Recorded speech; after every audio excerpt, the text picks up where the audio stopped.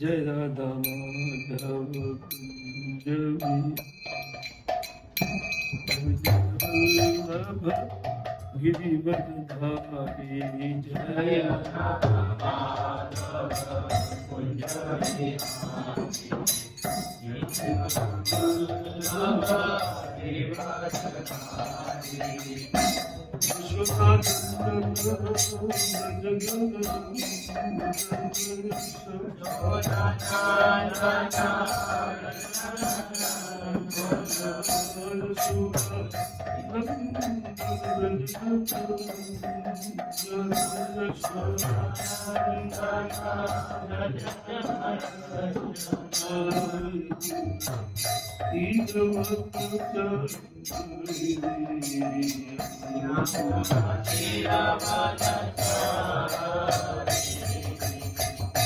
जय राधा माधव बिहारी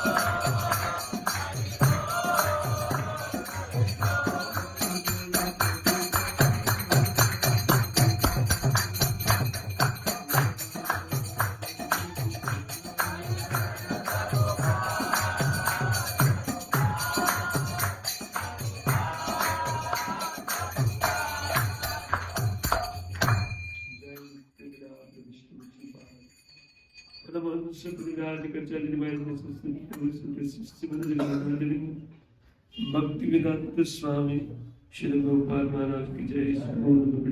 आचार्य जगत श्री गोपाल अनंत कोटि वैष्णव की जय। श्रीमद् भागवतम की जय।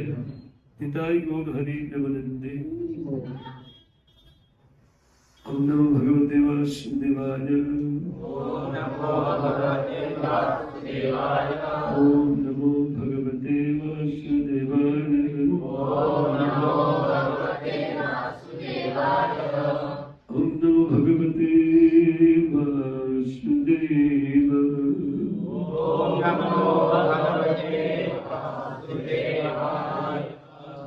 नारायणं नमस्कृत्य नरं चैव नरोत्तमं देवीं सरस्वतीं व्यासं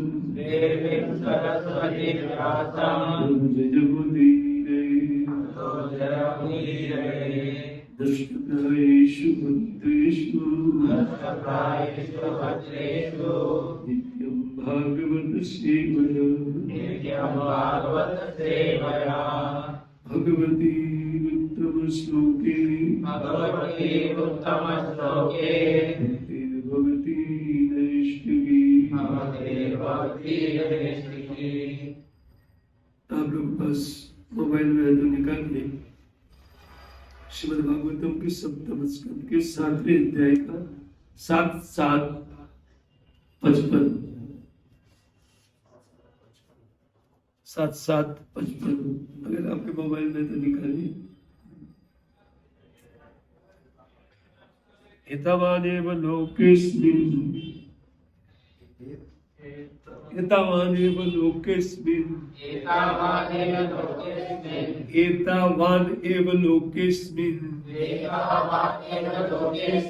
पुंसः स्वार्थः परः स्मृतः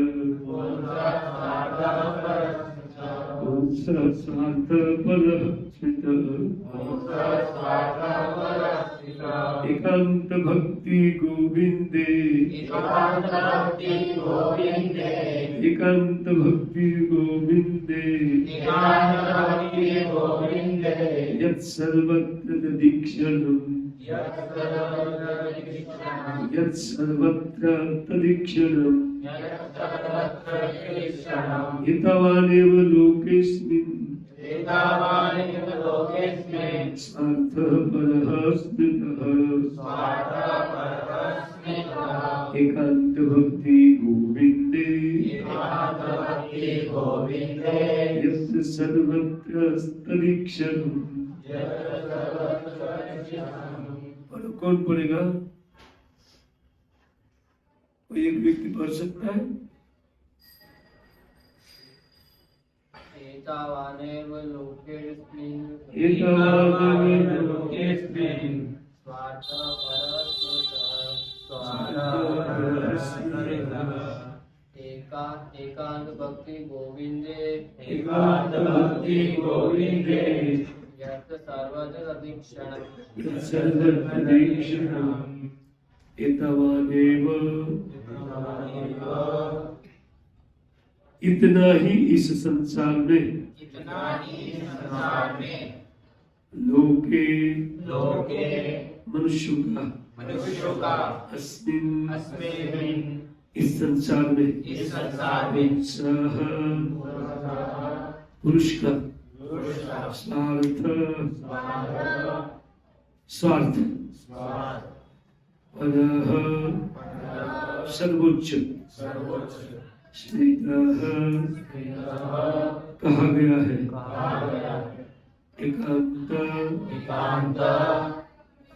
एकांतिक रूप से भक्ति गोविंदे श्री गोविंद के प्रति जिससे सर्वत्र समस्त वस्तुओं में तदीक्षणम उनका दर्शन करेंगे। तो यह इसका अनुवाद इस प्रकार है कि संसार में मनुष्यों का परम स्वार्थ केवल उतना ही है कि उनको एकांतिक भगवान गोविंद की भक्ति करनी चाहिए और इस भक्ति करने से सर्वत्र इस संसार में व्यक्ति उनका दर्शन प्राप्त करेगा। अज्ञान दिव्यन्दस्य ज्ञानंजन शलाकया चक्षुरुन्मीलितं तस्मै श्रीगुरवे नमः। श्री चैतन्य मनोभीष्टं स्थापितं येन भूतले स्वयं रूपा करुणामयं ददाति स्वपदान्तिकं वन्देऽहं श्रीगुरो श्रीयुतपदकमलं श्रीगुरुं वैष्णवांश्च श्रीरूपं साग्रजातं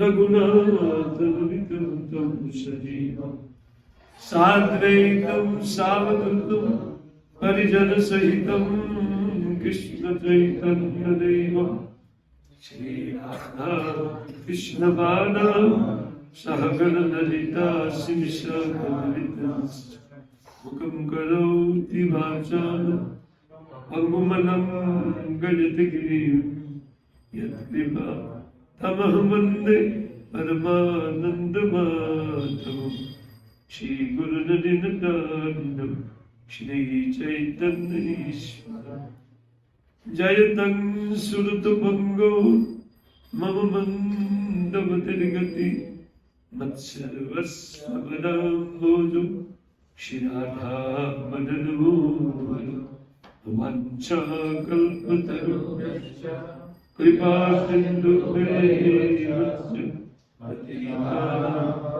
पावनेभ्यो वैष्णवेभ्यो नमो नमः। श्री कृष्ण चैतन्य प्रभु नित्यानंद श्री अद्वैत गदाधर शिवासादि गौरभक्तवृंद। हरे कृष्णा कृष्णा हरे हरे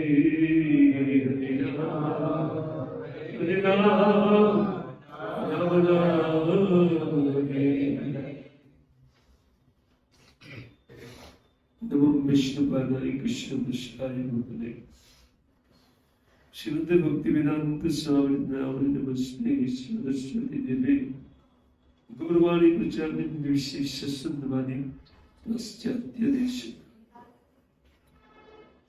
तो आप सब लोग का स्वागत है इस सत्संग में। और इस सत्संग के अंतर्गत आज हम लोग श्री प्रहलाद महाराज की शिक्षाओं का कुछ अध्ययन करेंगे और उस अध्ययन से मिले हुए उपदेश को हम लोग अपने जीवन में उतारने की चेष्टा करेंगे। तो ये जो श्लोक श्री प्रहलाद महाराज ने उच्चारण किया है, उनके उपदेश का आखिरी श्लोक है, अंतिम श्लोक है। उनके बाद में उनका उपदेश कुछ नहीं है। 2 अध्याय में उन्होंने उपदेश दिया। तब अध्याय में मनुष्य शरीर की दुर्लभता को लेकर के और उनके उपयोग के विषय में उन्होंने बताया। और इस दूसरे अध्याय जो कि 7वां अध्याय है, 6ठे और 7वें अध्याय में 2 अध्याय में उपदेश। उन उपदेश को पूर्ण करते हुए उन्होंने एक निर्णय दिया। और इस संसार में मनुष्यों के लिए सर्वोपरि स्वार्थ, इतना ही शास्त्र में बताया गया है कि भगवान गोविंद के प्रति व्यक्ति प्रेम उत्पन्न करे। भक्ति का अर्थ है भगवान के प्रति प्रेम उत्पन्न करना। और जिससे कहते हैं कि सर्वत्र संसार में उनका दर्शन हो सकता है।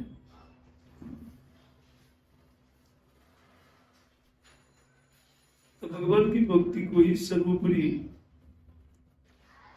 स्वार्थ के रूप में यहां पर निरूपण हुआ है, जिससे हम लोग अनेक प्रकार का स्वार्थ सिद्ध करने की चेष्टा करते हैं, है ना। हम तो इस संसार में जैसे आप लोग पढ़ते लिखते हैं, तो पढ़ाई करके आप लोग ये सोचते हैं कि मेरा स्वार्थ उतना ही है कि मैं एग्जाम अच्छी प्रकार से पास कर लूं। ये आपका स्वार्थ, इसी को आपका स्वार्थ आप मानते हैं। लेकिन एग्जाम को उत्तीर्ण करके भी आप एक दूसरा एग्जाम के लिए तैयारी करते हैं, साल भर के लिए। और फिर उन सारे एग्जामों को पास करते हुए आप जब कुछ डिग्री इत्यादि ले लेते हैं, तभी भी आपको स्वार्थ सिद्धि नहीं लग रहा है। डिग्री मिल गई, अभी नौकरी चाहिए, जॉब मिल जाए। तो जॉब भी मिल जाती है, फिर भी संतुष्टि नहीं है।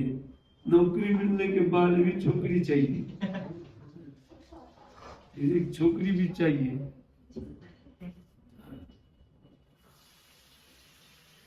तो देखिए, वाइफ मिलने के बाद भी जिनके पास है उनको पूछ करके कीजिए, जल्दबाजी करने की जरूरत नहीं है।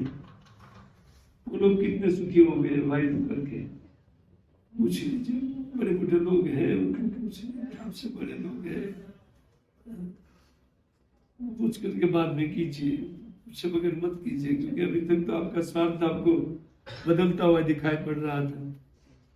एग्जाम उत्तीर्ण करना, उनके बाद में बदली हो गया वो स्वार्थ, नौकरी खोजना, छोकरी खोजना। लेकिन वो जब आप करेंगे, उनसे पहले पूछिए जिनके पास है, वाइफ वाले लोग भी हैं, और नहीं है तो कपल जाता है, उनको खड़ा करके रास्ते में पूछ लीजिए आपको कितना सुख मिल रहा है विवाह करके, बता देगा।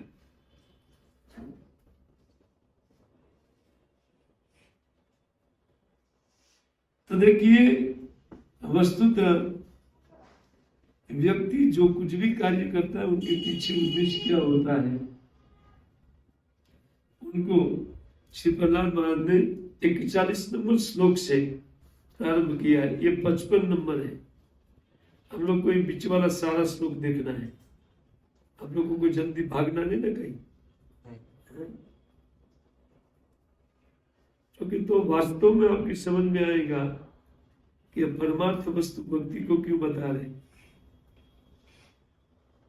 सर्वोपरि स्वार्थ का अर्थ परमार्थ। तो परमार्थ के रूप में इस भक्ति को क्यों रखा गया है,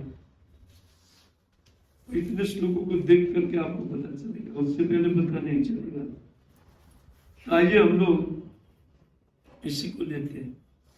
जैसे उन्होंने बता दिया उपसंहार करते हुए अपने उपदेश का कि एतावन एव लोके अस्मिन् पुंस स्वार्थ पुरस्मितम्, कहते हैं कि एकांत भक्ति गोविंदे जब सर्वतः दीक्षणम, ऐसा क्यों बोले? अनुवाद आपने 2 बार पाठ किया, ऐसा क्यों बोले? 41 श्लोक में ये कहते हैं कि यदद्य अर्थ इह कर्माणि विद्वान मानि अस्सकीत नरः करोति अतो विपर्यासम अमोघम विद्यते फलम।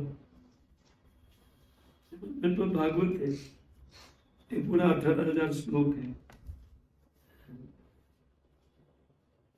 आप प्रभुपाद जी का तात्पर्य पाठ कर लेना, जो मैं यहाँ वर्णन करता हूँ उनसे मैच ही करेगा, क्योंकि श्लोक तो एक ही श्लोक से प्रभुपाद जी बोल रहे हैं,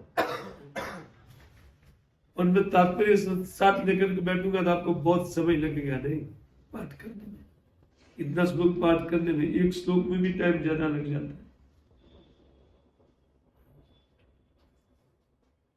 नहीं, कोई एक श्लोक लेते हैं तो 1 घंटा निकल जाता है, उनको तो इतना ज्यादा श्लोक देखना है। वो कहते हैं कि यदद्य अर्थ इह, कहते मैंने एक निरूपण किया है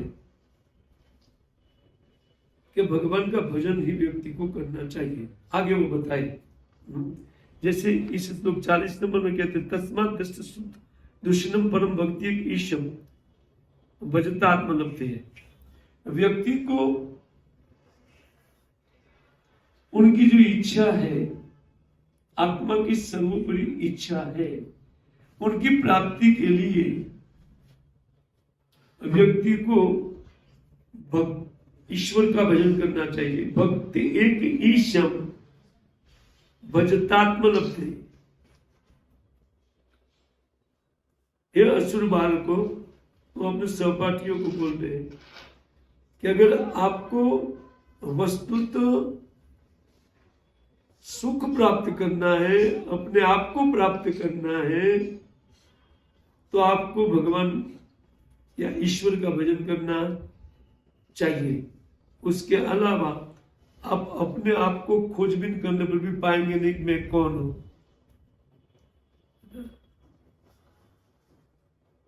हम तो सोच रहे हैं कि हम ये देह है, लेकिन देह तो नहीं है। हम तो समझ रहे हैं, 2-4-5 प्रवचन सुन लिया ना हम लोग, उसमें वर्णन तो है हमें देह नहीं है, हम लोग आत्मा। ये आत्मा की उपलब्धि जब तक भगवत भजन हम लोग नहीं करेंगे तब तक नहीं होगी। हम भले ही अभी ये समझ रहे हैं कि हम आत्मा नहीं है, सॉरी हम शरीर नहीं है, आत्मा है, हम ये समझ रहे हैं, लेकिन उनको प्रैक्टिकल मानना सच्चे अर्थ में, और किसी को कोई व्यक्ति अपने आप को आत्मा मान लेता है कि मैं आत्मा हूं, मानने के बाद भी जब तक परमात्मा का साक्षात्कार नहीं होगा, भगवान का साक्षात्कार नहीं होगा, तब तक वो आत्मज्ञान स्थिर रूप में माइंड में बैठेगा नहीं। हम लाख सुनते हैं कि हम देह नहीं है, फिर भी प्रवचन से जैसे खड़े होंगे तो तुरंत देह के लिए कार्य में लग जाते हैं। श्रवण किया है फिर भी एक अज्ञान पकड़ लेता है कि नहीं? इतना बड़ा तिलक किया है इस लड़के ने, लेकिन देखो इतना बड़ा तिलक मतलब खाने बैठेगा, तिलक विलक सब भूल करके बैठ जाएगा। तिलक आत्मा के लिए है। हाँ, इस तिलक जो कपाल में लोग लगाते हैं वो ये समझ करके लगाते हैं कि ये शरीर भगवान के रहने का मंदिर है, इसमें परमात्मा है।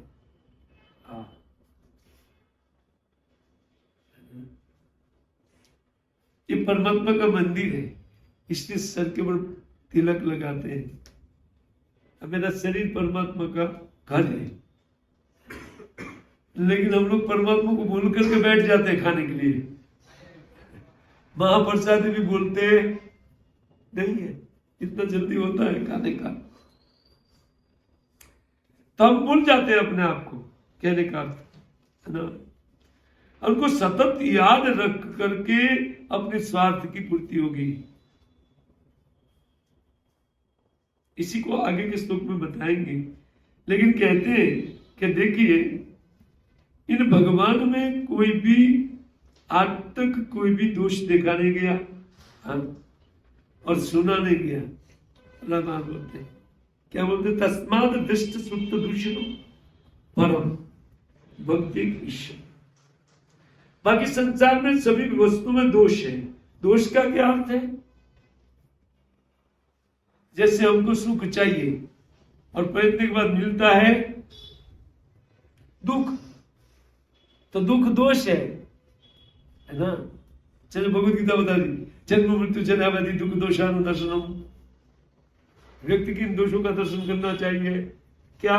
न जन्म मृत्यु जरा व्याधि, सब दुख है। लेकिन भगवान में कभी भी ऐसा कोई दूषण न तो सुना गया है न तो देखा गया है, क्योंकि उन्होंने भगवान को देखा है। प्रहलाद महाराज, देखने में भी कोई दोष नहीं है उनका, बल्कि उनको दर्शन करने मात्र से जीव में परम उल्लास, परमानंद प्राप्त हो जाएगा जीव को।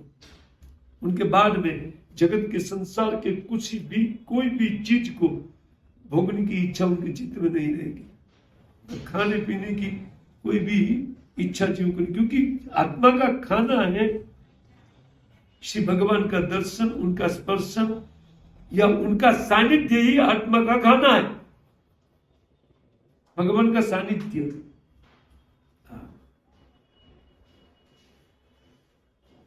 कैसे श्लोक उपनिषद में है, उनको हम आपको दिखा करके बोलते हैं।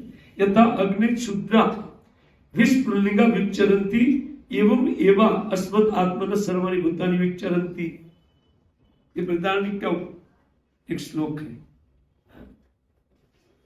इस श्लोक में कहते हैं कि जिस प्रकार एक बहुत बड़े अग्नि, यथा अग्नि, जिस प्रकार बहुत बड़े अग्नि से क्षुद्र विस्फुलिंगा विचरन्ति, उससे अनेक अनेक स्फुलिंग उत्पन्न होते हैं, चिंगारी। और वो चिंगारी जैसे आग से दूर जाती है वो बुझ जाती है, अपने स्वरूप को खो देती है ना। तो कहते हैं एवं एवा अस्मद आत्मना, उसी प्रकार हम सब आत्मा, अस्मद माने हम सब, थोड़ा बहुत संस्कृत आप समझते तो देखिए, अस्मद एवा, उसी प्रकार हम लोग आत्मन, समस्त आत्मा, सर्वाणि भूतानि विचरन्ति, जैसे उन आग से निकल करके एक चिंगारी दूर जाकर के बुझ जाती है, उसी प्रकार हम लोग बुझे हुए हैं, हमारे स्वरूप को भूले हुए हैं। और स्वरूप को भूलने का अर्थ आनंद से च्युत हो जाना। फिर सप्लाई ले जाना पड़ेगा सुख के लिए, कुछ भात डालो या कुछ पिज्जा पास्ता डालो अंदर, तब सुख मिलेगा। ओरिजिनल सुख था वो गया है ना। जैसे चिंगारी का एक दो उनका स्वभाव है, वो चमकेगा एक, तो आग का गुण उनमें है ना। और दूसरा, उनमें थोड़ी सी भी जलन रहती है। वो कहीं आपको चिंगारी जलता हुआ गिर गया, आपको पता चलेगा नहीं, अनुभव होगा, है ना। तो ये दो स्वभाव चिंगारी का है। उसी प्रकार हमारा भी स्थूल रूप में दो स्वभाव है। क्या है? अब लोग इतना दिन से सत्संग करते हैं, हमारा स्वभाव क्या है? कौन बता सकता है? देखिए, हमारा स्वभाव जो है स्वाभाविक, हम कृष्णदास नहीं जानते हैं, मान लीजिए कोई नहीं जानता है, लेकिन उनके स्वभाव में भी वस्तु है दो। वो क्या है? सुख पाना एक, जी, सेवा करना तो दूसरी बात है। उनको चाहिए सनातन सुख, जिसमें दुख का गैप नहीं होना, ये पूरा संसार जो मेहनत कर रहे हैं ना, क्यों मेहनत कर रहे हैं? दुख का गैप हटाने के लिए। लेकिन कितने का हट गया पूछो जरा। क्यों कॉलेज जाते हैं आप लोग? एक भी पीरियड है वहां आत्मा का? आत्मा के लिए आधा घंटे का पीरियड है बेटा? तो क्यों जा रहा है तू? तो आत्मा है। सारा देह का पाठ पढ़ाते हैं वो लोग, देह के लिए सब कुछ पढ़ाते हैं। उस पाठ में क्या आप लोगे? आपका क्या बलिवार होगा? ये बोल रहे प्रहलाद महाराज। समझ में आ रही है मैं क्या कह रहा हूं? देखिए, अब हमारा स्वभाव चुप गया। हमारा स्वभाव परमानंदमय स्वभाव है, वो स्वाभाविक है। हम अग्नि के जैसे स्फुल्लिंग है, उनमें स्वभाव है दायिका शक्ति का होना और प्रकाश होना, बट क्षुद्र थोड़ा सा। लेकिन वो थोड़ा सा ही हमारे लिए इतना मायने रखता है, इतना महत्व रखता है। उनके लिए सारा संसार मेहनत करता है ना। तो परमात्मा में ये दोष है ही नहीं। वो स्वयं स्वाभाविक रूप में परमानंदमय वस्तु है एक। और वो स्वाभाविक सनातन, अर्थात उनका मृत्यु है नहीं। देखिए, हम में से कौन मरना चाहता है? बेटा थोड़ा मार दे, आपको अच्छा लगेगा। वो छोटे से छोटा बच्चा को पूछो, कोई मरना नहीं चाहता है, फिर भी मृत्यु आता है। और कोई दुखी होना नहीं चाहता है, फिर भी इस दुनिया में सब लोग दुखी है। कमा रहे हैं, वाइफ वाले, बिजनेस वाले, बड़े बड़े अडानी फडानी, सब लोग इतना दुखी है। और आप तो लाइन में कहां खड़े हैं? अडानी या रिलायंस। आप सोचिए, आपका कोई क्लास है? वो लोग खोज रहे हैं सुख को, और टाटा बिरला चौथी पेटी खोज रही है। आपकी अकेले की खोज नहीं है। 3 पेटी गया सुख खोजते खोजते, चौथी पेटी खोज रही है। और आप सुख की खोज में निकले, यहाँ भटार भटार में रहते हो, सुख चाहिए सुख चाहिए। वो लोग नाइमाइन पॉइंट में कर रखते हैं, उनको नहीं मिला, आपको कैसे मिल जाएगा? रास्ता चेंज करने की जरूरत है। हाँ, सुख जीव का स्वभाव है, बाहर से सुख मिलता ही नहीं है, लाभ खरीद कर नहीं है। कुछ वस्तु आप, जैसे आपने मान लीजिए कि आपके पास BMW का पैसा हो गया, निकालिए BMW शोरूम से जाकर, तो BMW बहुत अच्छा गाड़ी है, तो 1 किलो सुख साथ में देते हैं कि ये BMW लिया तो 1 किलो ये लो, सुख ले जाओ। वो BMW का सुख आता कहां से? मेरे पास BMW है, सुख कहां से आया? बाहर से थोड़ी मिलता है यार, नहीं तो दुकान वाले नहीं देते थे साथ में। समझ आ रही ना? उसका अर्थ, आप जो स्कूल कॉलेज जाके पैसा कमाना चाहते हैं और सुखी होना चाहते हैं, फिर इसलिए कल से कॉलेज बंद करो, कल से जॉब चालू करो। हरे कृष्णा कृष्णा कृष्णा हरे हरे, हरे राम राम राम हरे हरे। इसमें ये उपनिषद में ये पिछले श्लोक में ये कुछ बातें बताई हैं, उनको लेकर के मैं ग्रंथ में जाता हूं। यम लब्ध्वा आनंदी भवति, उस परमात्मा का लाभ करके जीव सुखी हो सकता है। आनंदी भवति, तब उनको आनंद मिलेगा। बाकी आनंद का खुद पूरे संसार को है, कहीं आनंद है ही नहीं। और इसमें बना करके उसके ऊपर एक लेबल मारा है, दुखालयम और शाश्वतम। दुखों के साथ एडजस्ट करके भी आपको रहने नहीं दिया जाएगा। भागो भागो भागो, बोले नहीं जाना है, चलेगा नहीं, जाओ। बताइए, और है वो तो दुखपूर्ण है। और दुखों के साथ समझौता करके भी आपको परमानेंट नहीं रहने दिया जाएगा। ये संसार है। जबकि हम परमानेंट वस्तु है यार, नित्य वस्तु है। इस अनित्य शरीर को प्राप्त हो गए। आत्मा नित्य वस्तु है। न जायते मृत्यु वा कदाचित् नायक भूत्वा भविता वा, भगवद गीता। उनका तो जन्म मृत्यु जरा व्याधि कुछ भी नहीं है। वो तो अमृत से पुत्रा, वो तो कृष्ण का अंश है। तब देखिए उस दूर गए हुए उन अग्नि को या अग्नि के एक स्फुलिंग को, एक चिंगारी को वापस वो अग्नि के पास लाई, वो चमकने लगेगा, है ना, अपने स्वभाव पकड़ेगा। सही हम लोग भगवान के पास जाएंगे, हमारी स्वार्थ की पूर्ति हो जाएगी। क्योंकि हमारा स्वार्थ है परमानंद, दुख का गैप नहीं चाहिए, और शाश्वत जीवन, ये दो चीज है। हमें मरना नहीं है और हमें सुख चाहिए, ये दो डिमांड है ना। क्या किसी की नहीं है? तेरी डिमांड नहीं है बेटा?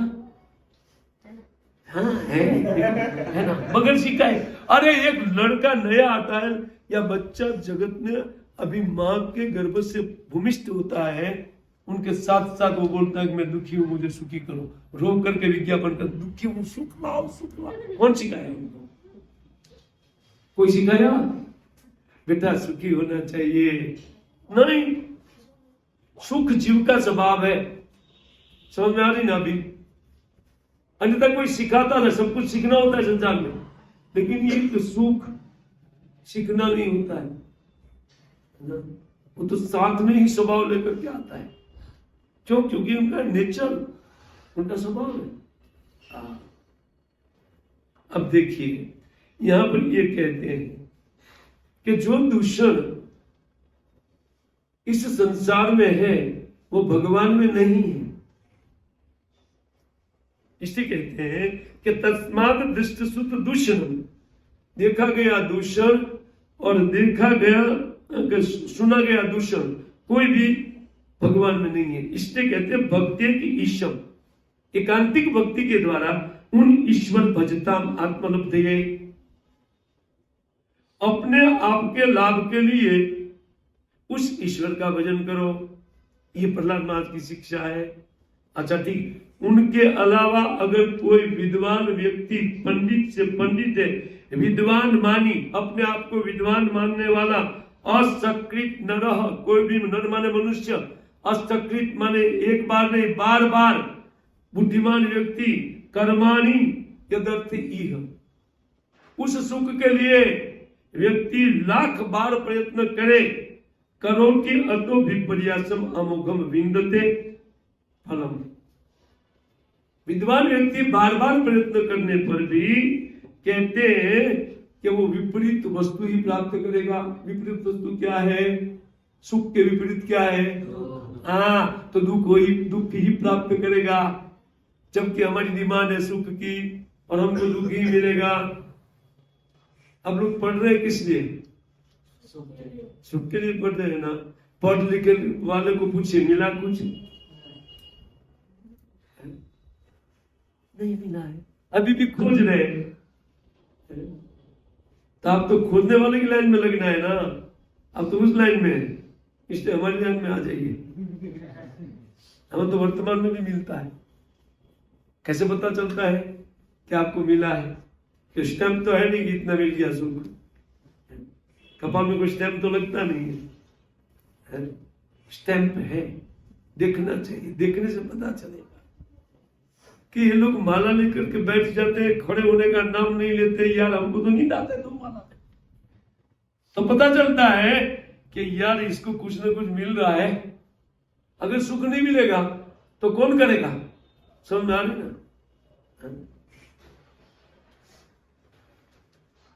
अरे भाई नया नया सत्संग में आया है ना, उसमें आनंद नहीं आएगा सत्संग में, फिर भी सुख तो मिलेगा ही, क्योंकि वो शांति से सो जाएगा। 12 बजे वाला व्यक्ति अगर 6 बजे सो जाए, उससे बड़ा सुख क्या है? इससे पता चलता है कि इसको श्रवण करने मात्र से भी सुख मिलता है कि नहीं? हाँ, तो इसमें सुख मिलेगा ही। तो जब हम लोग भगवत प्राप्ति करें तो कितना सुख मिलेगा? जब ये कथा उनकी श्रवण कर सुला देती है शांति से, है ना। तो फिर देखिए उसको पूर्ण होने पर क्या नहीं मिलेगा। इसीलिए यह बताया गया है कि इसको छोड़ करके यदत्यर्थ इनमें जो मैं कहा जो भगवान की भक्ति छोड़ करके विद्वान मानी असकृत नर कर्माणी करोती, लाख कर्म करे लेकिन कहते हैं कि विपर्यासम अमोघम विंदते, उनको विपरीत अर्थात सुख के विरुद्ध वस्तु मिलेगा ही मिलेगा, सुनिश्चित मिलेगा। 2 बार लिखा है इस श्लोक में, 2 बार देखिए, विंदते फलम अमोघम, अमोघ माने कभी भी निष्फल नहीं जाएगा। आप लोग कभी भी निष्फल नहीं जाओगे पाठ करते हुए, कॉलेज जाते हुए, किसमें दुख प्राप्ति में कभी भी निष्फल नहीं जाओ, मिलेगा ही मिलेगा। और प्रयत्न क्या है आइए आगे के श्लोक में बताते हैं। सुखाय दुख मोक्षाय अस्तक कहते संकल्प ये कर्मणि सदा आपनोति ही है दुखम अन्याय सुखम। अगले श्लोक में कहते हैं, हम समझते जाए श्लोकों को, बहुत सुंदर उपदेश है। ये कहते हैं कि इस संसार में सुखाय दुख मोक्षाय संकल्प, व्यक्ति इस संकल्प के साथ कर्म करता है कि मुझे सुख मिलेगा, मेरा दुख दूर होगा। इसी लक्ष्य से आप पढ़ाई कर रहे हैं कि नहीं? बेटा क्या मैं बोल रहा हूं, समझ रहे हैं?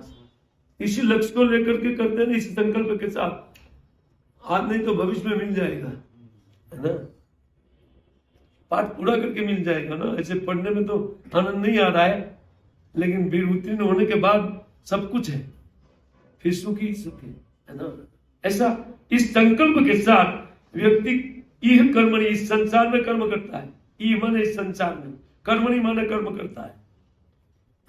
अच्छा ठीक है, तो कहते हैं तो सदा कहते आपनोति इह या दुखमनि आया।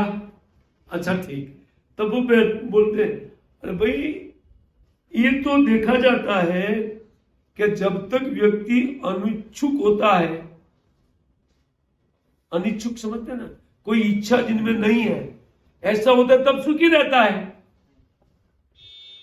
कि बच्चे लोग जो एकदम छोटे छोटे बच्चे हैं, वो खेलने में उनका चित्त इतना रम जाता है, माँ खाने के लिए बुलाती है कि मेरा बेटा थोड़ा सुखी हो जाए खा करके, लेकिन वो आते नहीं क्योंकि इनका खेलने में मन रमा हुआ है, उनको कोई टेंशन नहीं है। 1 साल 1.5-2 साल का लड़का, कोई टेंशन नहीं है ना? वो सुख से बस उनको पता है कुछ भी है माता पिता देख लेंगे, हमारा कोई टेंशन।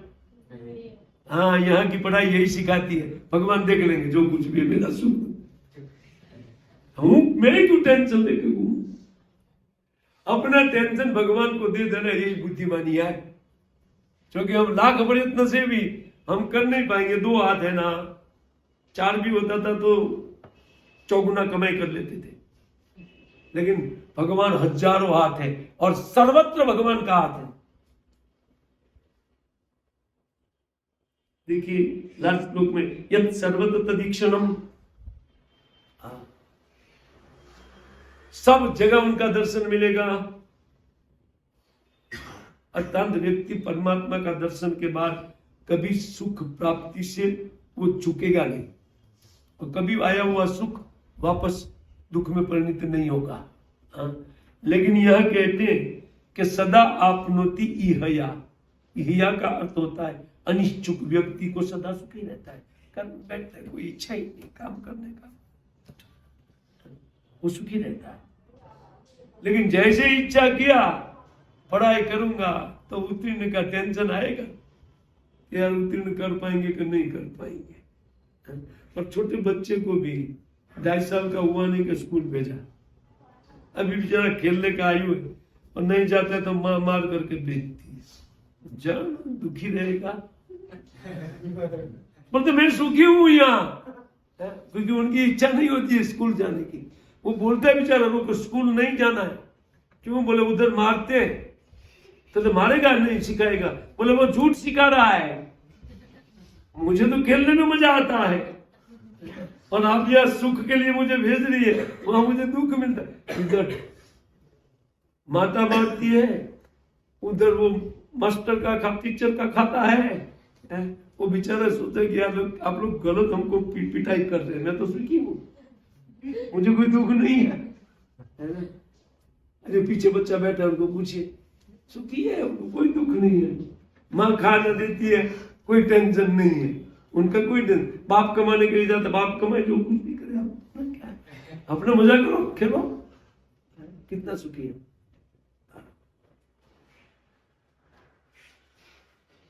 देखिए, इसको समझिए। वो कहते हैं कि आप सुख के लिए, अपने सुख के लिए कार्य करना चाहते हैं, लेकिन अपनी जात को आप भूल चुके हैं। और आप जो करेंगे तो क्या करेंगे, तो बोलते दूसरी वस्तु के लिए कार्य किया जाएगा। और जब हम अपने आप को भूल करके इतर दूसरी वस्तु के लिए कार्य करेंगे तो दुख तो मिलना ही है, क्योंकि अपने लिए सुख के लिए प्रयत्न नहीं करते, है ना। तो किसके लिए प्रयत्न करते हैं, आइए अगले श्लोक में बताया गया है, लिंक जोड़ते जाइए। है अगले श्लोक में कहते हैं कि कामान कामयते काम्य यदर्थी अर्थम ये पुरुष सब देहस्तु पारिक्यो भंगुरो याति उपीति। अब समझिए श्लोक को। वो कहते हैं कि जिस देह के लिए सुख की व्यक्ति खोज करता है, वो तो याति उपीति, वो तो शरीर जीव को मिलता है, छूट भी जाता है। समझिए समझिए। ये कहते हैं कि कामान कामयते काम्य यदर्थी, इस संसार में जिस शरीर की कामना से हम लोग मेहनत करते हैं, कामयते कामान, उन कामना की पूर्ति के लिए धन अर्जन करते हैं, जो कुछ भी खाने पीने का सामान लाते हैं, तो वो जो शरीर है वो तो सब वही देहस्थ, देह के लिए करते हैं ना, आत्मा के लिए कोई नहीं करता, तो कोई केवल देह के लिए करता है। खैर आप लोग तो अभी आत्मा का खुराक पहुंचाने की कोशिश करते हैं, समझते हैं पहले कि हम आत्मा है, इसको हम समझ रहे हैं, है ना। अच्छा ठीक है, लेकिन जो लोग आत्मा को नहीं समझने वाले, वो आत्मा को कभी विचार करते हैं? अगर विचार करते होते थे तो कॉलेज में पीरियड होता था, कम से कम एक आध पीरियड तो रखते थे। अगर समझ थोड़ी हो जाती थी ना, तो 10 पीरियड या जितना पीरियड है केवल आत्मा के लिए रहता था, शरीर के लिए, क्योंकि हम तो देह है ही नहीं, इनके लिए क्या करना, उनके लिए मेहनत क्यों करेंगे भाई, हम है ही नहीं जो वस्तु। समझ में आ रही है कि नहीं आ रही है मुझे, कि थोड़ा कठिन विषय लग रहा है? कठिन नहीं ना, तब ठीक है। तो मैं सरल करके बताऊं, मैं तो थोड़ा निकट चलता हूँ, श्लोक के निकट। आनंद तब आता है जब हम श्लोक के निकट रहते हैं। ठीक है, भगवान का भांगमय स्वरूप है, वाणी में स्वरूप। भगवान के निकट जाने से जैसे सुख मिलता है ना, ऐसे भागवत के निकट जाने से सुख मिलता है। इसलिए हम लोग बुद्धि को साथ में लेकर घूमते हैं। नहीं भी तो उनमें से बात करने लगते हैं, कोई सुनने वाले तो सुनाने लगते, सुनिए सुनिए, आप इसके निकट आइए। भगवान का वाणीमय स्वरूप है, भांगमय स्वरूप का वाणीमय स्वरूप है। अच्छा, इसमें कहते हैं कि इस संसार में पुरुष जिस देह के लिए नाना प्रकार के आइटम कमाते हैं, तो वो देह तो पारक्य, वो तो दूसरे का है, अपना तो है नहीं, है ना। और क्षणभंगुर है, परमानेंट तो है नहीं। उसकी डिजाइन दिखा रहे क्या, कैसी डिजाइन में हम लोग फिट है। देखो, ये कहते हैं कि पारक एक तो अपना नहीं है, आपका देह अपना आपका है। एक दिन मैं एक व्यक्ति को बता रहा था कि आप ये खैनी छोड़ दीजिए ना, क्यों मावा खा ले, उसको छोड़ दीजिए। तो वो बोले मैं क्यों छोड़ू, मैं बोला आपके हित के लिए, बोले मेरा हित और मेरा अहित मैं जानता हूं कि आप जानते हैं। मैं बोला नहीं, अच्छी तरह तो आप ही जानते हैं ना, आपके पास बुद्धि है, अच्छी तरह तो आप अपना स्वार्थ जानकर आप है। तो मैं बोला इसकी पुड़िया के ऊपर क्या लिखा है जरा पढ़ो, इसको खाने से कैंसर होगा। मैं बोला क्या आप अपने स्वार्थ को जानकर क्या है, आप कैंसिल करने के लिए खा रहे हैं कि नहीं?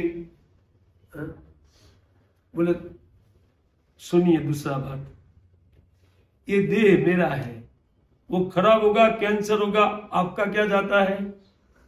मैं बोला यार निकला यार, आज तो बराबर ज्वाइंट कर दिया, किसी के साथ फीट कर दिया। पैसा मेरा बर्बाद हो रहा है, आपको बर्बाद लग रहा है, मुझे इससे मजा आता है। और शरीर खराब हो रहा है तो वो मेरा हो रहा है, आपका तो है नहीं। मैं बोला गलत, ये बात गलत है, आपका शरीर नहीं है। घर जाके आप माता पिता को पूछिए कि ये शरीर किसका है, पूछ लीजिए एक बार। तो बोले वो तो कहेंगे कि मेरा बेटा है, तो फिर आप क्यों बोलते हैं मेरा शरीर है? वो तो माँ बाप ने दिया है ना। अच्छा ठीक है, पारिक क्यों भंगुरों के ऊपर बोल रहा हूं, ये तो पराया है हमारा। अच्छा ठीक है, तो माँ बाप दो ग्राहक तो हो गए, माँ ग्राहक होगी, एक पिताजी घर में ग्राहक हो गए। अच्छा ठीक, वाइफ अगर घर में है तो वाइफ क्या बोले मेरा आदमी है किसका? माता का है, पिता का है कि वाइफ का है? तब तक कंपनी से फोन आया, लेट क्यों हो रहे हैं भाई? तो बोलेगा हमको क्यों फोन कर रहे? बोले हमारा आदमी हो ना, हम पे करते हैं। किसका है ये? मैं उनको बोल रहा था किसका है, जरा सोच विचार बुद्धिपूर्वक बोलो यार, किसका है? तो मेरा है, लग गए हो पीछे। ठीक है, तुम बाहर निकलते हो ऑफिस जाने के लिए, जिनका आदमी हो वहां निकलते हो तो जानते कुत्ते लोग बैठे रहते हैं, और कुत्ते लोग आपको देखते रहते हैं। क्यों देखते हैं? आप सुंदर है इसलिए नहीं। ये गिरेगा तो मेरा नाश्ता होगा, अगर ये गिर जाएगा तो मेरा नाश्ता होगा। तो कुत्ता का नाश्ता है, ये वाइफ का है माता पिता का है, या कंपनी वाला बोलता है मेरा है किसका? देखो हमारा तो है नहीं, पक्का हो गया। फिर वो चुप हुआ जा करके, बोले ठीक है मैं विचार करूंगा। करो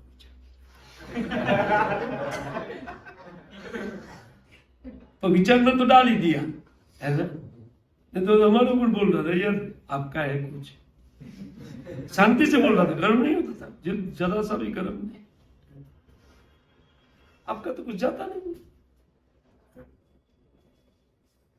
अब ये अज्ञानता हमारे पास, ये शरीर हमारा नहीं है जिनके लिए हम इतनी मेहनत कर रहे हैं और नाना प्रकार पढ़ाई कर रहे हैं, लेकिन वो तो याति उपेति च, वो तो जीव को मिलता है और चला जाता है। कभी जीव का आलिंगन करता है और कभी छूट जाता है। तो सारा मेहनत फालतू है कि नहीं? पढ़ाई फालतू है कि नहीं? यार हंसो मत यार, ना बोलो या आ बोलो, आप बीच में हंस करके छोड़ दो, एक काम नहीं चलेगा। फालतू है कि नहीं? लगता है तू नहीं पढ़ रहा है, पढ़ रहा है, पढ़ाई करता है, पर तुम्हारी पढ़ाई ये बढ़ गई इसलिए तुम मान रहे, ये लोग की बढ़ नहीं गई है इसलिए बाद में मानने लगेंगे धीरे धीरे। तो देखो यहाँ एक साफ कह दिया गया, कहते हैं कि जब ये शरीर ही अपना नहीं है तो शरीर से प्राप्त होने वाली वस्तु हमारी कैसे हो सकती है? कैसे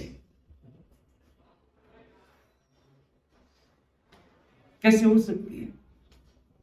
टिपा टूट जाएगा, ध्यान में आ गया। लेकिन मैं प्रमाण के लिए पीटा इसको, समझ में आ रही है ना?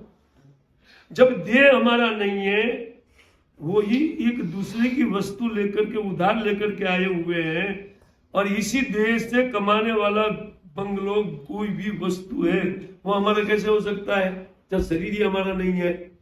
उनके लिए अगले श्लोक सुनिए। किमुत विविधता अपत्त दारागार धनादय राज्य कोश कुंजम अमर्त भृताप्त ममतास्पदा।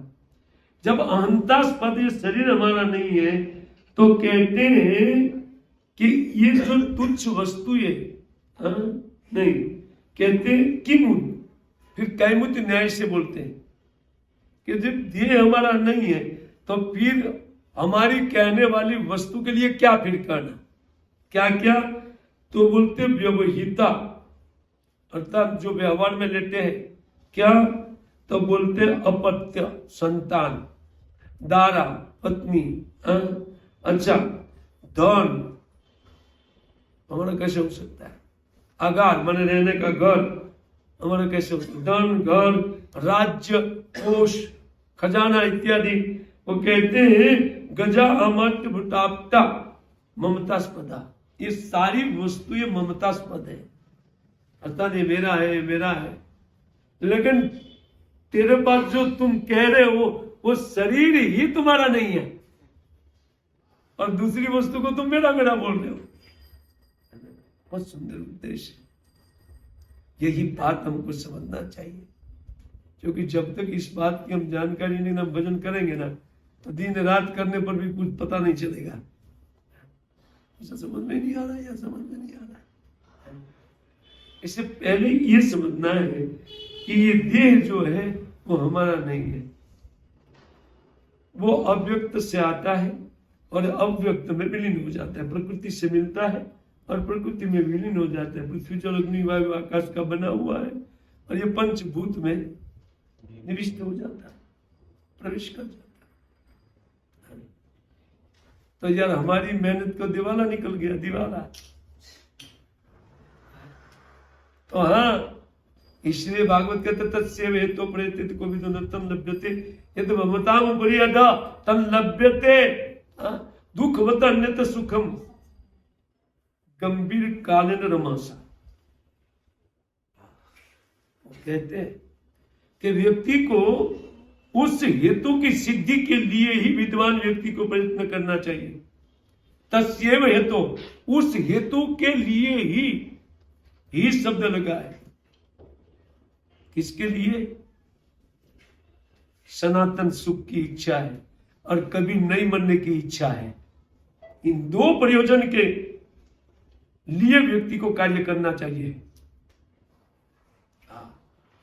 बाकी यद ब्रह्मताम ऊपरी यद, ब्रह्मलोक से लेकर के पाताल लोक पर्यंत भ्रमण करने पर भी जिस वस्तु की उपलब्धि नहीं व्यक्ति के पास नहीं है, ब्रह्मा के पास भी शाश्वत शरीर नहीं है और न तो तिनके के पास है और न तो चीटी के पास है। ब्रह्मा से लेकर चीटी पर्यंत ये दो वस्तु नहीं है, सनातन सुख और शाश्वत जीवन नहीं है। विद्वान व्यक्ति को इसीलिए प्रयत्न करना चाहिए। दूसरी कोई वस्तु से उनका लगाव क्या, उनका है तो है ही नहीं, शरीर नहीं है तो उनका ममतास्पद कितनी कमाएगा, तो अभी छोड़ने के लिए दिया जाता है। आपको कुछ दिया जाए वस्तु, आपको गाड़ी दिया जाए तो ठीक है 8 दिन के पास आपके पास ले लेंगे, तो वो देते क्यों है 8 दिन का लेना, तो रखो अपने पास, क्योंकि एक बार आदत डाल करके हमारा खराब होगा फिर दिमाग यार, है ना। गाड़ी की आदत नहीं थी, आदत लग जाएगी गाड़ी की, तो दुखी करना चाहते हो। हाँ, ये संसार दुखी करने के लिए है। किस लिए है? बढ़िया से दुखी होकर के भगवान का भजन करें, क्योंकि दुख में ही भजन किया जाता है। इससे सभी वस्तु लेने के लिए दी जाती है। परमानेंट आपको यहाँ रहने भी नहीं दिया जाएगा, वस्तु भी आपके पास नहीं रहेगा, जबकि आप नित्य वस्तु है। इस भगवान ने इसलिए नित्य जीव के लिए अनित्य व्यवस्था किया है। इसमें भगवान की महती कृपा है, क्योंकि नित्य जीव अनित्य वस्तु में फिट हो गया है तो दुखी होगा ही, और दुखी होकर के भगवान सोचते कि मेरा भजन करेगा। हे भगवान, अभी तू ही सहारा है। ते भगवान की बड़ी कृपा है, इस संसार को दुखमय कर हमारे पर कृपा करने के लिए इस प्रकार भगवान ने ये दुनिया को बनाया है। खैर यह कहते हैं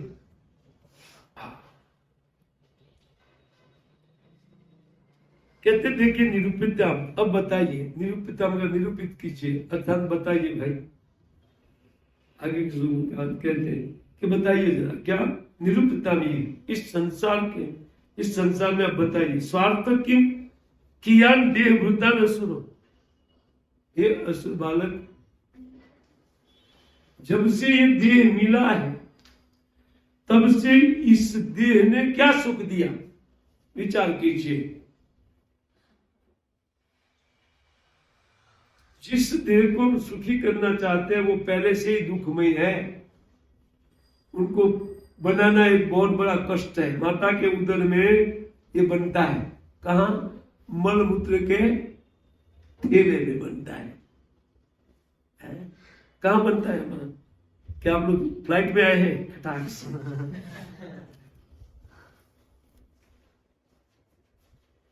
अगर संसार भोग के लिए होता था ना तो 25 साल की आयु वाला व्यक्ति को फ्लाइट में उतारे, देखिए भोगी है। वेलकम देखिए, वेलकम है, मल मूत्र के थैले में वेलकम करती है। आइए आइए, प्रकृति वेलकम करती है। कहाँ? बोले मल मूत्र के थैले। कहीं कोई आपको पार्टी में बुलाया गया है और उस पार्टी में आप जा रहे हैं फर्स्ट क्लास कपड़ा पहन करके, स्टिक टाइट यह वह, और वहां एक 10 बाई 10 और चौरस एक खड्डा बनाया, इसमें दुनिया भर का खखाड़ या मलमूत्र डाला है। बोले देखो आइए, वेलकम वेलकम, पहले आप इसमें टुकड़ी लगाइए, आपके लिए भोग रेडी है, आप पार्टी में जाएंगे।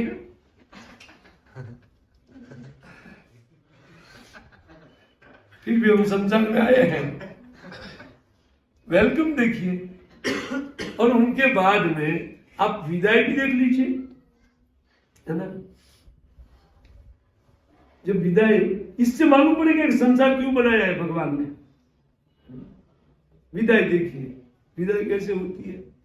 ये सारा दांत एक एक निकालना और शरीर को एकदम नीचे झुका दिया जाता है, और सारा बाल काला करने के बाद भी वो सफेद होता रहता है, और फिर लात मार करके निकाल दिया जाता है। बाल को यहाँ से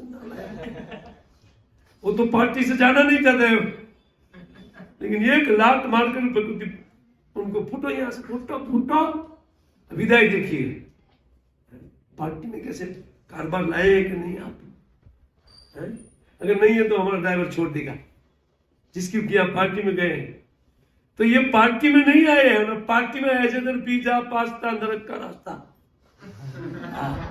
यह खाएंगे वो खाएंगे, मजा मारेंगे, क्या करेंगे, सजा प्राप्त करेंगे, क्या करेंगे, मजा तो आता नहीं है। इस शरीर ने क्या दिया है? बोलते हैं निरूपितम यह स्वार्थम किया। कितना स्वार्थ सिद्ध हुआ है इस शरीर से, बताइए जरा, बोलिए जरा, प्रश्न कर रहे हैं। अच्छा, फिर कोई नहीं बोला तो आगे प्रवचन बोले। आगे प्रवचन में वो कहते हैं ये निशिकादि अवस्थासु कृष्ण मानसिक कर्म दे। ये कर्म के द्वारा बना हुआ जो शरीर है वो माता के गर्भ में पिता के वीर्य में जब से जीव को भेजा गया कर्म के अनुसार, तब से लेकर के अभी तक इन्होंने क्या सुख दिया शरीर को, जिनके लिए सुखी करने की चेष्टा में पूरा समाज लगा हुआ है। 5 साल का बालक बोल रहा है, उन्होंने अपना शरीर चिन्मय कर लिया। अभी भी है प्रहलाद महाराज, उनका शरीर ही चिन्मय हो गया, जीते जी। बताइए, भगवान की भक्ति के कारण उनके पिताजी ने लाख मारने की चेष्टा किया था, लेकिन एक भी भाला या बर्छी कटसट होता ही नहीं था। हमारे पास भी ये फैसिलिटी है, हनुमान महाराज आज भी है, राम जी से ज्यादा हनुमान का मंदिर है कि नहीं? आज भी हनुमान महाराज है। इन्होंने क्या किया था? कोई स्कूल कॉलेज पढ़ाई की थी? मानर थे, मानर को क्यों पढ़ाएंगे, कोई कॉलेज में लेंगे? मीना कॉलेज गए, सारा का सारा जो कुछ भी मत है उनकी ओर जाता है। हनुमान महाराज की जो चिन्मय शरीर ले लिया, अभी उनको कष्ट नहीं होगा। हम सबका एक चिन्मय शरीर पड़ा हुआ है, उनको दिखाने के लिए प्रहलाद महाराज, ध्रुव महाराज मृत्यु के सर के ऊपर पैर रख करके फ्लाइट पकड़ करके आज भी उत्तर दिशा में ध्रुव तारा के रूप में वहां पर ध्रुव महाराज है सशरीर। भजन से क्या लाभ मिलता है समझ में आया? एक तो शरीर ही चिन्मय कर देता है भजन, कितना अच्छा है। हरे कृष्णा कृष्णा कृष्णा हरे हरे, हरे राम राम राम हरे। बस कल से यहाँ एक पाठशाला खोल दे, स्कूल कॉलेज जाना मन आप लोग का, ठीक है? और यार ऐसा कैसे चलेगा, वो बोलते हैं यार ऐसा कैसे चलेगा, स्कूल तो जाना पड़ेगा। अरे वो दुख देने वाले शरीर को कभी भी सुखी नहीं किया जा सकता है, और पढ़ाई तो शरीर के लिए हो रही है, आत्मा की तो पढ़ाई है नहीं। वहां क्यों पाठ करेंगे, पढ़ेंगे? समझ में आ रही है? पक्का मूर्ख बना रही दुनिया हमको, क्योंकि हम मूर्ख बनने के लिए तैयार है। इतना जानने के बाद भी कथा से जैसे बाहर निकलेंगे मूर्ख बन जाएंगे। लाइए कुछ लाइए, अथवा अभी से विचारेंगे क्या प्रसाद रखा है आज, बगैर प्रसाद वाला है प्रोग्राम। वास्तव में ये खाना है हमारा, ये जानकारी। और ये जो प्रहलाद में रेतावान लोकेस्मिन स्वार्थ परस्मृता, कहते हैं कांतिक भक्ति गोविंदे, ये हमारा खाना है, हमारा पीना है, सब कुछ यही है। लगभग 1 घंटे से ज्यादा प्रवचन हो गया है, इसलिए यहाँ विराम देते हैं। अब आपका प्रश्न लिया जाएगा, ठीक है?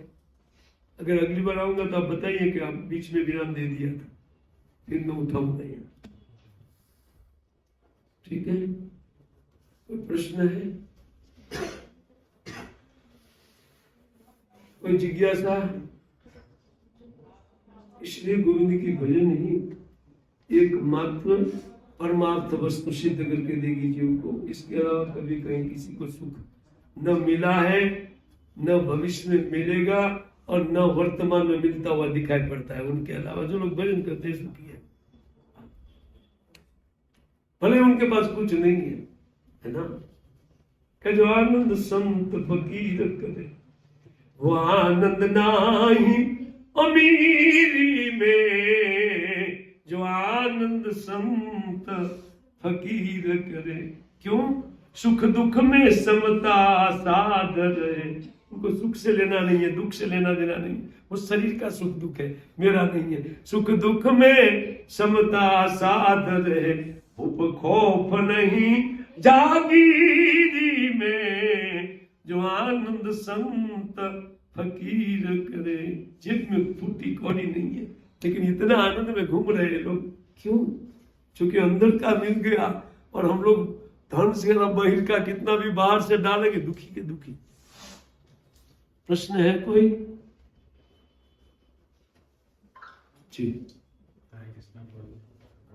Thank you. ये तो आ गया, बहुत सुंदर क्लास थी आपने, इतनी सुंदर क्लास इतने अच्छे से रिव्यू आपने समझाया। तो कभी ऐसा रिलैक्स किया है हम लोगों ने कि जैसे क्लास सुनते हैं और आप जैसे भक्तों के मुंह से सुनते हैं तो वो चीज तो बिल्कुल क्लियर हो जाती है, बट जैसे आपने बोला कि जैसे ही बाहर जाते हैं तो अभी क्या होता है कि इतना पॉसिबल नहीं कि आप जैसे भक्तों का डेली हमें एसोसिएशन मिल पाए, हम समाज में रहते हैं, नौकरी करनी पड़ती है, कॉलेज स्कूल भी जाना पड़ता है, बट फिर जो ये सुनते हैं वो घर पे जाके अप्लाई नहीं हो पाता, जिसकी वजह से वापस हम पकड़ में आते हैं। चित्रकेतु महाराज का ऐसा ही हुआ था। चित्रकेतु महाराज को समझाने के लिए अंगिरा और नारद जी दोनों आए हुए थे। उनका पुत्र मर गया था, उनको समझाया कि तुम आत्मा हो, और ये जो पुत्र है उनका संबंध 4 साल पहले उनके साथ क्या था? बोले कुछ नहीं, कि तो 2.5 साल का होकर के मर गया था। बोले 3 साल पहले उनके साथ क्या संबंध था? कुछ नहीं। बोले अभी उनके साथ तेरा क्या संबंध है? बोले कुछ नहीं। तो बोले 2.5 साल में इतनी आसक्ति, रो रो के मर रहे हो, है? तो कुछ आंख खुला है, अरे यार ये तो ज्ञानी लोग लगते हैं, तो सत्य बात बता रहे। हाँ, तो कुछ तो आंख खुला, लेकिन फिर भी वो थोड़ा रोते हुए आंख खोला। नारद जी बोले देखो महाराज आप कथा पढ़िए, पाठ कीजिए। बोले हे राजन आप एक काम करो, आप ये मंत्र जब ये उपनिषद का मंत्र ले लो, उन मंत्र का रटन करो, इसका रटन करने से सब कुछ याद रह जाएगा। हरे कृष्णा कृष्णा कृष्णा हरे हरे, हरे राम अगर सतत स्मरण रखना है तो सतत नाम स्मरण चाहिए साथ में, नहीं तो स्मरण ठीक है।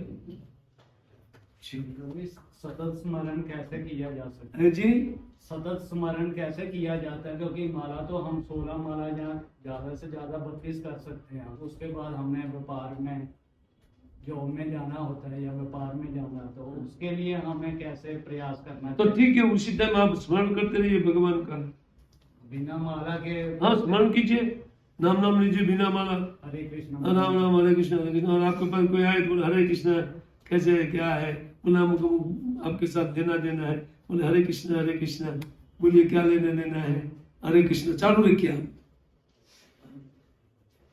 वो धीरे धीरे आपके साथ बिजनेस बंद कर देंगे, आप सुखी हो जाएंगे। भाई तुम तो आप वो संबंधियों के कारण नहीं किया ना, आपको सारा संसार छोड़ देगा और आप सुखी हो जाएंगे, परमानंद के बुद्ध हो जाएंगे। क्या आपको जिज्ञासा है? जवाब तो ऐसे ही मिलेगा भाई। फिर भी साहस कर रहे कुछ लोग। चिन्मय शरीर क्या होता है? आपने जो है? चिन्मय शरीर आपने बताया, हाँ। वो क्या होता है? चिन्मय शरीर बेटा हमारे पास, हमारे चित्त में एक नित्य स्वरूप है, हमारा जीवात्मा के रूप में, आत्मा के रूप में एक हमारा एक दूसरा स्वरूप है, उसके चिन्मय देह बोलते हैं। लेकिन आज खुराक नहीं पहुंचाने के कारण वो क्षीण होकर के भूल सा गया है हम लोग अपने स्वरूप को। तो जैसे जैसे हम भगवान का नाम कथा कीर्तन और उनमें रत रहते हैं और हर निश वो चलने लगेगा, तब वो स्वरूप तगड़ा होता जाएगा। वही उनका खुराक है, वो तगड़ा होता जाएगा। और हम इस भौतिक शरीर एक कपड़े की तरह, या एक शराबी व्यक्ति जिस प्रकार पी लेता है उनके बाद में वो अपने आप को शरीर नहीं सोचता है, उनके अंग के ऊपर कपड़ा है कि नहीं उनको मालूम नहीं होता है। उसी प्रकार जो हरे कृष्ण मंत्र में जिनका चित्त रम जाता है, वो व्यक्ति ठीक उसी प्रकार वो शरीर है कि नहीं, मैं शरीर हूं, ये भूल जाता है।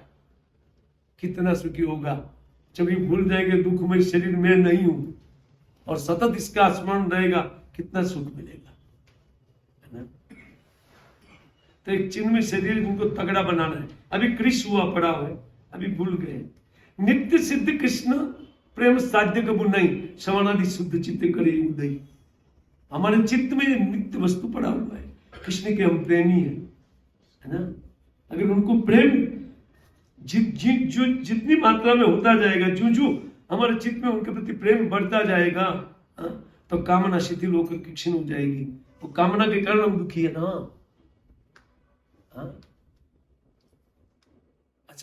अच्छा मीरा भाई क्या गाती है भाई?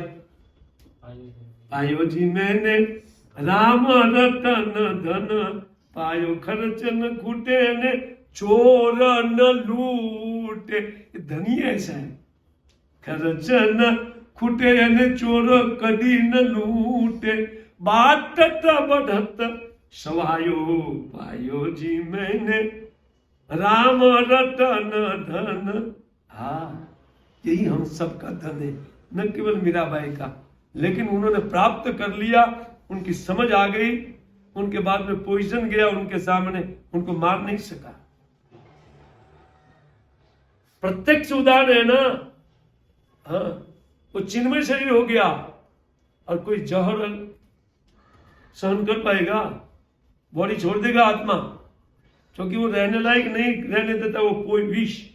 लेकिन विष ने भी असर नहीं किया। रामानुजाचार्य उनको मारने के लिए सुबह चरणामृत में जहर मिलाया गया था, और जिन्होंने जहर मिलाया था पुजारी ने, वही उनको देने के लिए जैसे उन महान हस्ती सामने आई, चरणामृत 2 हाथ लंबा किया, उनका हाथ हिलने लगा। जैसे तो बोले इतनी बड़ी हस्ती समाप्त हो जाएगी, तो वो जैसे हाथ हिलने लगा और उन्होंने चम्मच वापस रख दिया। बोलते मैं नहीं दे सकता हूँ महाराज। बोले क्यों क्यों नहीं दे सकते हो? चना मत दो। बोलते इसमें मैंने पॉइजन डाला है। पॉइजन है कि चना मत दे? बोले है चना मत। बोले दो फिर लाओ, देखते हैं पॉइजन है कि चना मत दे। पी लिया, हंस रहे थे पी करके। सोचो आप, ये तो जीती जी उदाहरण है सारा कि चिन्मयी देह इन लोग का हो जाता है, अब बड़ा कहते देह हो जाता है जो कोई असर ही नहीं करता है। जैसे प्रहलाद महाराज को कितना भी भाला घुसा रहे थे और पहाड़ी के ऊपर से फेंक रहे थे, वो कर रहे थे वो कर रहे थे, उनके शरीर को कुछ नहीं होता था। वैसा कैसा कैसे पिताजी आभारी आपकी तबीयत ठीक है? बोले मेरी खराब कर दिया नालायक, मेरी खराब हो गई तबीयत, तेरी ठीक है मुझे लगता है। बोले यही बात है ना पिताजी, चिन्मयी प्राप्त कर लिया। हाँ तो है हमारा पड़ा हुआ है। और कोई प्रश्न है? प्रभु जी जैसे एंजॉयमेंट प्रोपेंसिटी, मतलब ये जो आपने बोला ना सुख प्राप्त करने का जो जी जी प्रवृत्ति रहती है, उस प्रवृत्ति से ठीक है जब करते हैं शास्त्र का रीडिंग होगा आरती करेंगे, बट कहीं ना कहीं मन तो भटकता है कि हाँ अभी पदार्थ में एंजॉयमेंट है जी। उस प्रवृत्ति को काबू करने में बहुत एनर्जी लगती है और कभी कभी हार भी जाते हैं, मन मतलब वो करता है, तो क्या करना चाहिए प्रभु जी उससे बचने के लिए? क्या देखिए ये बात गलत है कि हमारा चित्त नहीं मानता है। क्यों गलत है? क्योंकि देखो हम ठीक से प्रयत्न नहीं कर रहे हैं इसलिए। बाकी कहते हैं एकादश स्कंद में भक्ति परिसनुभूति विरक्ति अन्यत्र चेष ठीक एक काल यथा अश्नता अनुगासम सातुष्टि पुष्टि क्षुधा निवृत्ति, श्लोक एकादश स्कंद में उसमें बताया गया है कि देखो जैसे भक्ति कोई करता है तो परिसनुभूति होगा ही होगा, अर्थात भगवान का अनुभव क्षण प्रति क्षण उनको होगा। जैसे सर्वत्र गोविंद क्षणम, अगर नहीं होता है ना तो हमारा भजन ठीक करने की जरूरत है प्रभु जी, और कुछ नहीं करना है। हमारे भजन को ठीक करने की जरूरत है, उसमें कुछ गलतियां हैं उनको नहीं करना है। तो परिसनुभूति होगा, और जैसे परिसनुभूति जितनी मात्रा में बढ़ती है अन्यत्र विरक्ति, अन्यत्र है क्या गोविंद के अलावा? संसार, तो संसार में अपने आप विरक्ति आएगा। जैसे उदाहरण दे करके बोलते यथा अश्नुत अनुघासम, जैसे खाते हुए हम लोग को पूछना नहीं पड़ता है कि अभी कितनी रोटी डालूं, दूसरे को पूछना पड़ता है भाई कितनी रोटी खाओ, भाई तुमको पता है तुम खाओ, तुम्हारा पेट कितना भरा है। तो जितनी मात्रा में हमारा पेट खाली रहेगा ना उतनी मात्रा में मन बाहर जाएगा। यस, हरे कृष्ण। ठीक है, ग्रंथराज श्रीमद् भागवतम की जय, श्रील प्रभुपाद की जय, गौर हरि प्रेमानंदे, श्री प्रहलाद महाराज की।